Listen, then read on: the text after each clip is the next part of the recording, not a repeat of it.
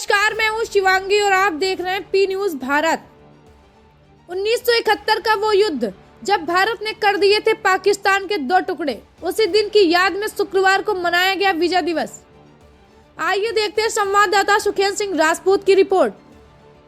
16 दिसंबर शुक्रवार को उन्नाव में विजय दिवस मनाया गया, जहां विजय दिवस के अवसर पर वीर नारी व भूतपूर्व सैनिकों को सम्मानित किया गया, जहां पर मुख्य अतिथि के रूप में वरिष्ठ पत्रकार पुष्पेंद्र आयोजित कार्यक्रम में उपस्थित हुए।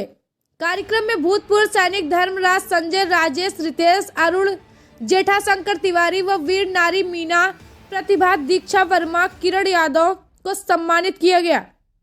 गौरतलब है कि साल 1971 में 16 दिसंबर को भारत की आधिकारिक तौर से पाकिस्तान पर विजय की घोषणा की थी।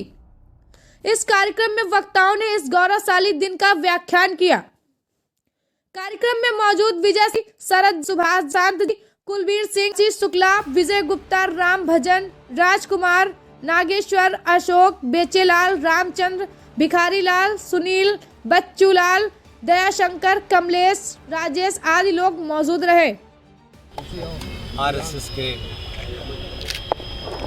एक सीनियर लीडर जनाब जितेंद्र जी के आमंत्रण पर यहाँ आया हूँ और पूरे देश में अलग अलग लोग मुझे बुलाते हैं, अलग अलग संगठन बुलाते हैं, एनजीओ बुलाते हैं। इस पूरे देश भर में जहाँ जहाँ भी मैं जा रहा हूँ, वहाँ मेरे मूल में सरकार, पार्टी, संगठन ये नहीं है, क्योंकि मैं ये समझता हूँ कि जब राष्ट्र कमज़ोर होता है तो वो कमज़ोर सरकारें चुनता है। राष्ट्र कमज़ोर होता है तो इस देश की सरकारों के द्वारा संसद में ऐसे कानून बनते हैं जो सरकारें तो चला सकते हैं लेकिन राष्ट्र तोड़ देते हैं। आर्टिकल 35A के बाद मुझे ये महसूस हुआ, उसकी कैंपेन पूरे देश में चलाई। मुझे लगा कि आप अपनी बातों को बिना किसी नफ़े नुकसान के किस पार्टी और किस विचारधारा के साथ आप हैं, किसके खिलाफ हैं। अगर राष्ट्र आपके मूल में है तो आर्टिकल 35A उसके बारे में देश में कभी चर्चा नहीं हुई, वो हटी। इसी तरीके से 2 विषय हैं जिनको लेकर के मैं पूरे देश में घूम रहा हूँ और ये दोनों विषय किसी पार्टी के नहीं हैं और इन दोनों विषय से राष्ट्र खतरे में लगता है मुझे। एक तो प्लेसेस ऑफ वर्शिप एक्ट 1991 है, जिसके तहत भारत के हज़ारों मंदिरों को उनकी यथास्थिति बना करके उस पर इस्लामिक आतंकवादियों ने, आताताइयों ने जो तोड़ा लूटा, उनकी वैसी की वैसी स्थिति बनाने का भारत के संविधान में संसद में कानून पास हो गया, जिसके तहत आप उन मंदिरों के। एक दूसरा कानून हुआ 1995 में, 2013 में वो कानून बना। उस कानून का नाम है वक्फ प्रॉपर्टी एक्ट। ये एक ऐसा कानून है जो भारत का कोई आदमी नहीं जानता, इसको न जानने की वो कोशिश करता और राजनीतिक लोग अपने नफ़े नुकसान से इन मुद्दों को उठाते हैं। वो उठाएं ना उठाएं, क्योंकि मेरे मूल में राष्ट्र है। वक्फ प्रॉपर्टी कानून 1923 में अंग्रेज़ों ने बनाया था, 1956 में उसमें अमेंडमेंट हुआ और फिर 1985 में अमेंडमेंट हुआ और 1995 के अमेंडमेंट के बाद जो संसद में कानून बना है वो मैं समझता हूँ कि पूरे भारत राष्ट्र के लिए ख़तरा है। और उसमें सिर्फ 2 ही बातें आपको जोड़ना चाहता हूँ।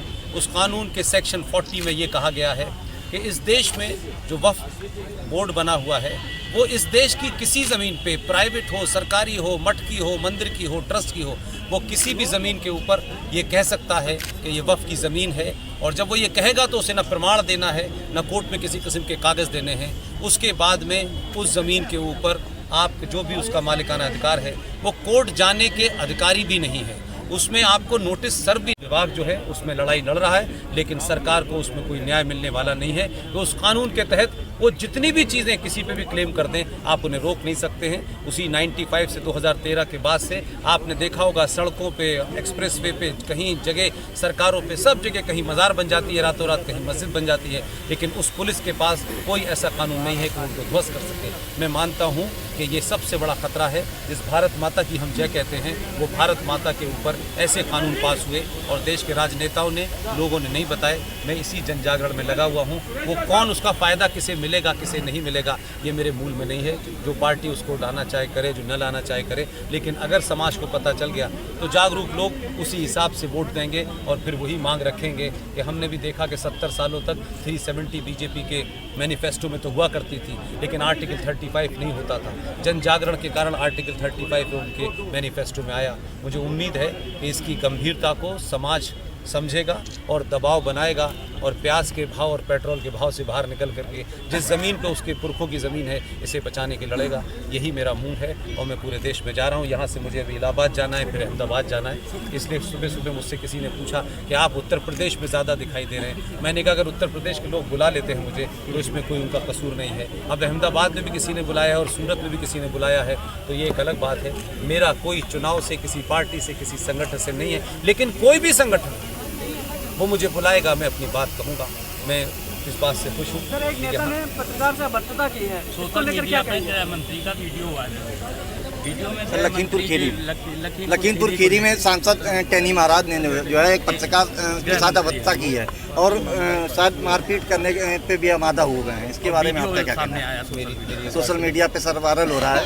आप बहुत जोरों सोशल के मीडिया साथ पे क्या वायरल हो रहा है, सरकार पुलिस क्या कर रही है, मैं ना इस पे टिप्पणी करता हूँ। नहीं सर, ना, मेरी बात सुन लीजिए। मैंने बताया कि मैं 27 साल पत्रकार रहा हूँ जी, देश विदेश में नौकरी की है और मैं पूरी अपनी मर्जी से वहाँ से त्याग पत्र दे करके मैं जो कुछ पिछले 7 साल 8 साल से कर रहा हूँ उसके मूल में राष्ट्र के अलावा बात नहीं करता। उसकी वजह यह है कि आप ये सवाल मुझसे गलत पूछ रहे हैं। आप किसी पार्टी या सरकार के आदमी से पूछिए, न मेरी इसमें कोई जानकारी सर, है। आप एक पत्रकार मैं रहे हैं रहा और था, आप इसीलिए छोड़ा ना कि वहाँ उधर खड़े होकर सच बोलने में मुश्किल होती थी, इसलिए छोड़ के मैं इधर आया। जैसा मैंने यही कहा कि आप इसके बारे में किसी ओहदेदार